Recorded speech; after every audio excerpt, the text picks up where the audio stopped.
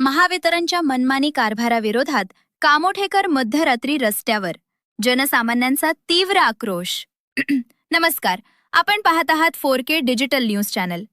Smart सिटीच्या नावाखाली नागरिकांच्या पदरी केवळ अंधार देणाऱ्या महावितरण प्रशासनाविरोधात अखेर कामोठेकरांचा संयम सुटलाय. गेल्या अनेक दिवसांपासून वारंवार खंडित होणाऱ्या वीज पुरवठ्यामुळे त्रस्त झालेल्या शेकडो नागरिकांनी काल मध्यरात्री कामोठे पोलीस स्टेशन समोरील रस्त्यावर उतरून मी महावितरणच्या कार्यालयासमोर तीव्र निषेध केला.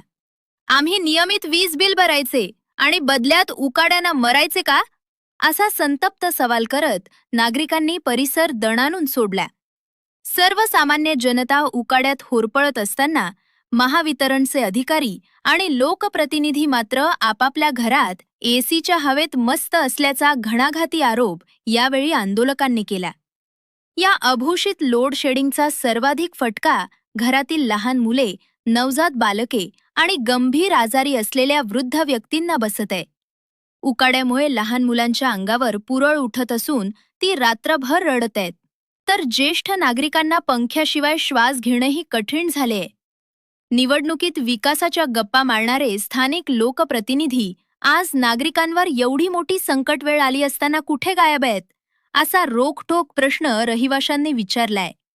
येत्या 2 दिवसात कामोठे शहरातील वीज पुरवठा सुरळीत झाला नाही तर थेट महावितरणच्या कार्यालयाला कुलूप ठोकण्याचा झणझणीत इशारा कामोठेकरांनी दिलाय. यावेळेस कामोठे पोलीस स्टेशनच्या अधिकाऱ्यांनी सर्वांना संयम राखण्याचे आवाहन केले. धन्यवाद.